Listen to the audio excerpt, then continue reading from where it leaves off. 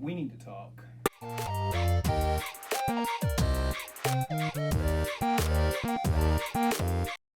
What is up? What is up? And what is good? It is the Dude Sperato, and today I have something a bit different.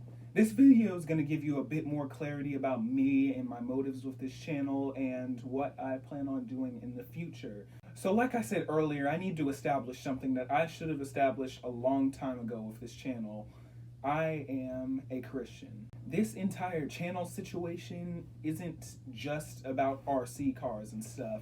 That's why it's not called the Dude Sperato RC or anything like that. It's because this is about, me. I wanted to establish this now because I can't give up this opportunity to be able to serve God in ways that I never even thought I could in the first place. But I know a lot of you probably are wondering why I believe in this or why I'm, sucked into this, give this all of my time and stuff. So, I was actually raised in church. We had enough to get along, but that was about it when I was a child. I mean, it wasn't exactly, if I wanted a new toy or something, that would be like, that's not even in the question. Whenever we'd walk in stores, we'd have to have our hands behind our back so we wouldn't break anything, so we wouldn't have to pay for anything. One thing that my parents did do for me that I really do appreciate is that even whenever we didn't have much money, they always saved up to give us, experiences, the best of some things. Actually, every year we would go to North Carolina because we lived in Oklahoma at the time, and we'd drive to North Carolina to see my dad's family.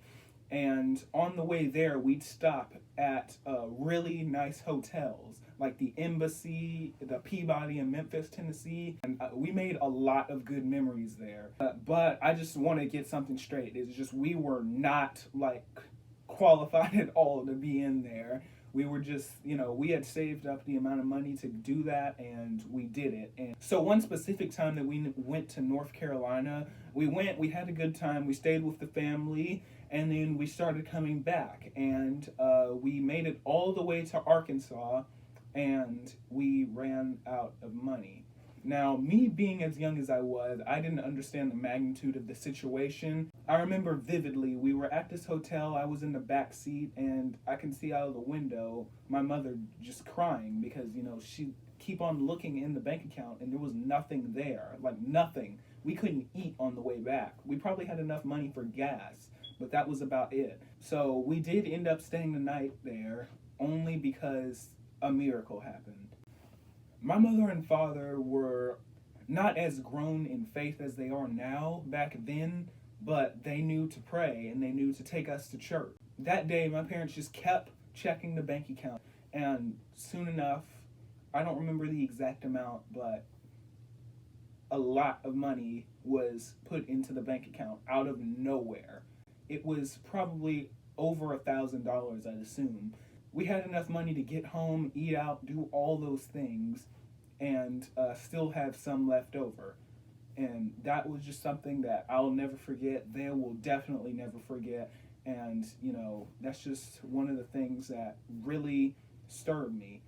A lot of different miracles have happened over the years, some smaller and some bigger, but as our faith as a family have grown, we have been more prosperous. And our faith was tested even more whenever my father was diagnosed with cancer, specifically liver cancer. So we lived in Lawton, Oklahoma at the time. It is a pretty decent sized city south of Oklahoma City. And we went to Oklahoma City to get his treatments and stuff. And at a time, we stayed up there for like 3 months for his radiation treatment and stuff. And I remember my mother and father, they would just pray that things would get better, pray for anything, everything, because it was just financially taxing. It was mentally taxing because we had to stay in a hotel away from our house. My mother made the best out of it for us, and we went to parks and stuff. But I remember, I just couldn't stop thinking about my father, how he was going through all this. But his faith, I believe, saved him because he could have been negative, he could have been bitter, he could have been anything other than what he was, but he decided to take this experience and give it to God and just let him figure it out. So he is still here today, surviving and thriving, still going through this battle, but not being wavered by it. And that is just something that I really admire about him. Also, in the midst of all that, trying to sell our house because it had just grown old, and we just wanted something a bit better, and we were originally going to buy our realtor's house, and it was a really nice house. We had been blessed to the point where we could get out of this already really, abnormally large house in our neighborhood to go to an even bigger one that's farther out in the country because that's what we wanted. But that deal actually fell through and we weren't able to do that. So now we were stuck. We had pretty much packed half of our stuff and we were just waiting. We had a storage container full of all of our stuff that we were going to move, and now we just had to wait. But I remember my mother started praying profusely. We started praying together as a family before we went to bed. The Holy Spirit would just rain down and just fill the room, and there were just times when things were hard, but we prayed. There were times when things were good and we still prayed. This faith that my mother and father had, it kept us whenever things were just absolutely crazy and we didn't know what we were going to do. However, one thing that I've learned from trusting in God and just this entire relationship as a whole is that God prospers those who have faith in him. If you just give him your mustard seed of faith, he will multiply it beyond what you could even fathom. Eventually, after a while, we had to move. We actually had to move because my father needed better treatment than what that cancer center could give him. And the one that we found was on the East Coast. And of course, we had never moved across the country before, but we started looking at houses there anyway. And eventually, after a lot of praying and waiting, we found this house that I'm sitting in, and we persisted in buying the house. So we ended up buying this house sight unseen, all the way from back in Oklahoma, and within very short notice. So we actually had to pack all of our things in about maybe 2 weeks or so to get out of here. And we had a moving truck come take our stuff and everything else we needed while we were on the trip. We stuck it in the back of our Suburban and we drove across the country. But I remember the moment when we left the house. We had been in that house for probably about 6 or 7 years, just dreaming of the moment when we could finally move out. But I remember pulling out of that driveway and I just felt incredibly emotional because this is where most of my childhood has been. But at the same time, I felt this great joy in knowing that we are taking a leap of faith, and I know that if we take a leap of faith, God is going to reward us because we're relying on him. We're showing that we trust him through our actions. And at the same time, I felt, kind of scared because, there's always that little voice inside of you like, oh, well, what if this is going to go wrong? What if this could do this? What if this could do that? And also, I must mention the deal on the house wasn't exactly completely in stone yet. There was still a chance that this deal could fall through here and we could be homeless, like legitimately. So the people that were selling us the house were actually still in the house at the time, packing up the last little things and moving into their new house. But the problem was we were already in at the time. So that means that we had to stay in a hotel for another 3 weeks before we could get in the house. Now this was getting very expensive because, as you know, hotels aren't exactly that cheap. But at the same time, we kind of had well, if God brought us this far, then, he wouldn't bring us this far to leave us. So eventually we were able to move in the house, and with a whole lot of complications, a ton of complications, we were able to finally close on the house, meaning all business was done and the house was ours. And now we are in this house. It's incredible, better than anything we probably could have imagined. I was thinking, well, if God came through for my parents whenever nothing seemed to be going their way, like, well, what about me? I mean, I've been told many and many a times that I'm going to be a preacher when I grow up, or I'm going to be this or that. No, I'm not even going to lie. I really didn't want to do that kind of stuff. But, I knew I needed to deep down inside of me, but I just didn't know how. So I put that off for probably a few years up until last year, 2020. Or actually, no, it's 2022 now. So 2 years ago. So in that year, I had started my first YouTube channel. Or actually, it wasn't my channel, it was my mom's channel, but she let me post on it, and because I had gotten a camera for my birthday and I wanted to try this out and blah, blah, blah, blah. So I did that channel, and that was within the time that we were still in Oklahoma City for my dad's treatment, living in the hotel. And just eventually, I realized my videos, A, weren't getting any views whatsoever other than ours, because, I didn't know the things that I do now. And B, I just wasn't really having all that much fun creating these videos. It just seemed to be a lot of forced stuff, and yeah, just nothing was really going right. And the editing process was extremely tough. It would take me 8 hours to edit, 15 minutes worth of video. That's a lot. And for a while, I just quit doing YouTube until something happened in my life.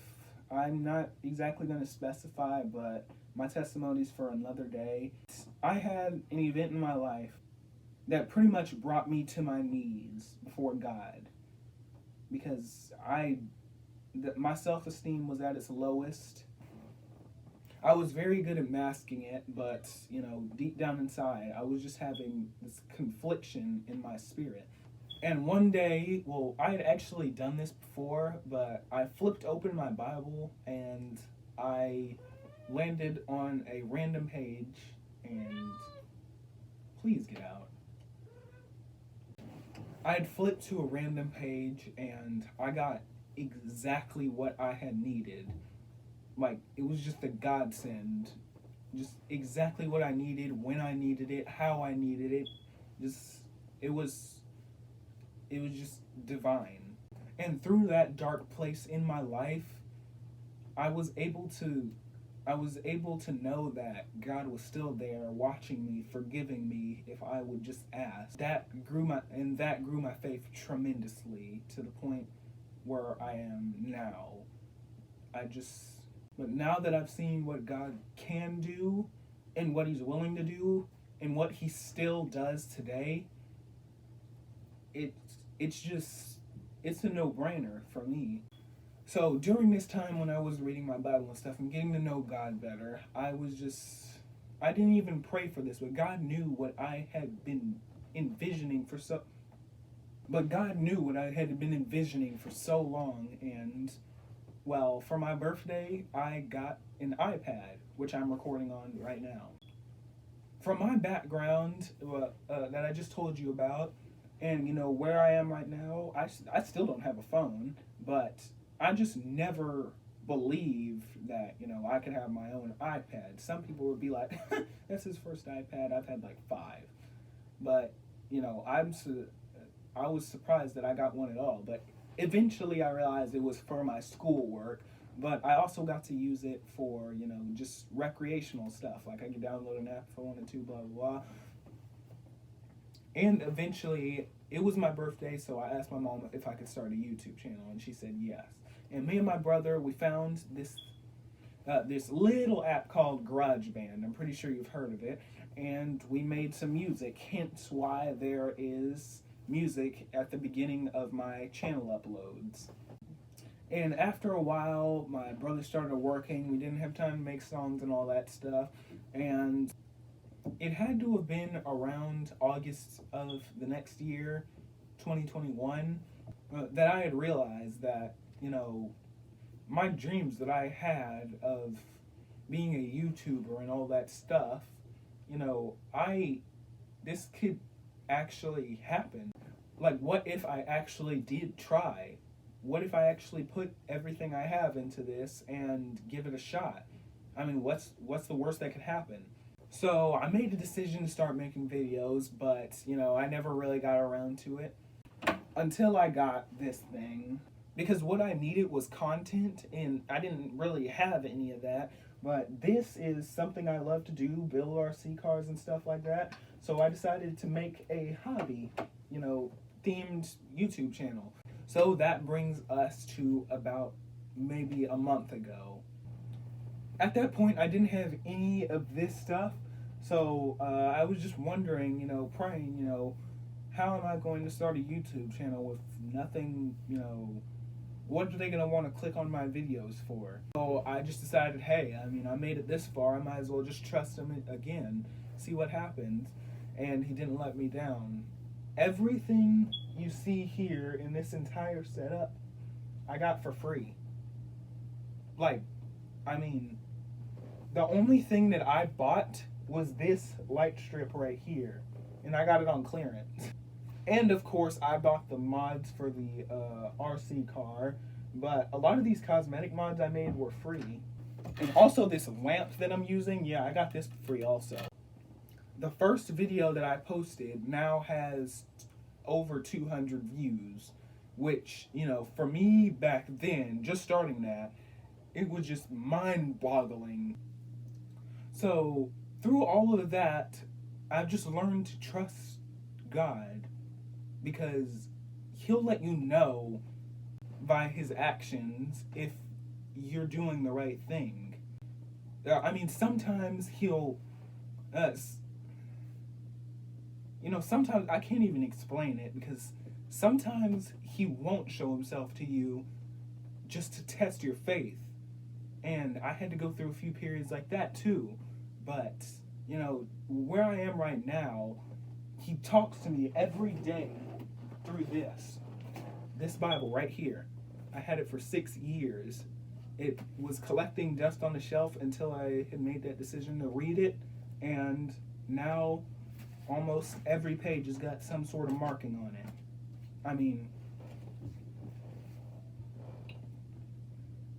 And just to think that where I was this time last year, I would probably be at my house doing literally nothing, probably watching TV or something, doing schoolwork, and not even dreaming of being where I am right now on the East Coast with this YouTube setup.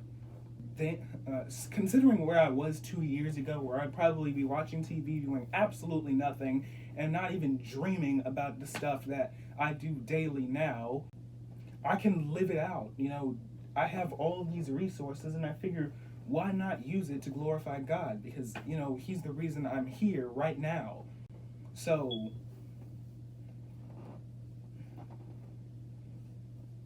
therefore, as I said earlier, that's why this channel name isn't the Dudesperado RC, well, as in, the RC cars and stuff.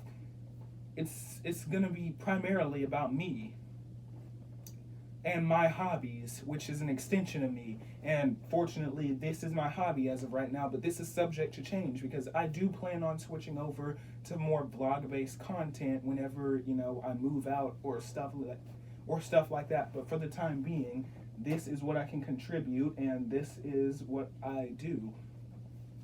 But also, I'm thinking of more content ideas. I might put together encouraging messages or something like that. I don't know exactly what to do yet, but I just keep praying on that. I've been having these visions of me in the future on a stage, preaching, telling my testimony to other people, and people being saved. And honestly, for this YouTube channel, my goal, if I could just change one life, if I could just save one soul, it would all be worth it. But until then, I'm going to keep working hard to give you guys good, clean content that you can rely on. My real name's Elijah, but I go by the Dudesperado, and I hope you guys benefited from hearing this. This is mainly for the future to look back on, but also for you guys to know what I what I am about, and a reminder for myself in the future so I can start this channel on a firm foundation. So I want to thank you all for watching this video. If you made it to the end, thank you. And also, I just want to say if you feel uncomfortable or if this isn't your kind of thing, then feel free to unsubscribe. It's not like I'm dependent on that kind of stuff. But for those of you who do stick around, I'm the Dude Sperado. Thank you all for watching, and I will see you on the next one.